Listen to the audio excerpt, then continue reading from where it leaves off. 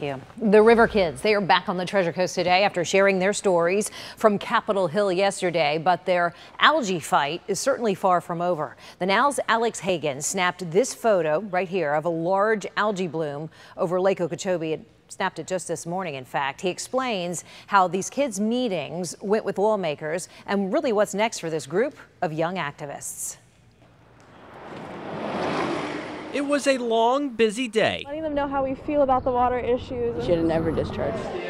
But it was worth every second just to share each and every story. With Representative Mast, Representative Graves, Representative Schuster, the Corps of Engineers, and Senators Bill Nelson and Marco Rubio. It's ridiculous. We should not be doing this. We should have solved this problem from day one. The River Kidz came away hopeful. We're making progress, and hopefully it stays that way. Hopeful after hearing more funding towards core projects to try and reduce discharges. That's exciting because a lot of time is spent and a lot of money is spent without any real action.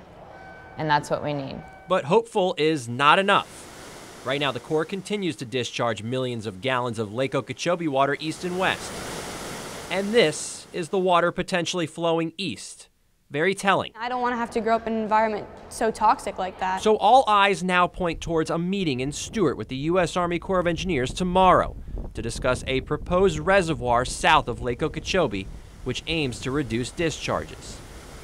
But that project could be years away from completion. We need to stop the discharges. It needs to stop, period. We shouldn't have to be here again. We shouldn't have to be fighting when we already came here. In Washington, D.C. It should have stopped many years ago. I'm Alex Hagan for The Now. After more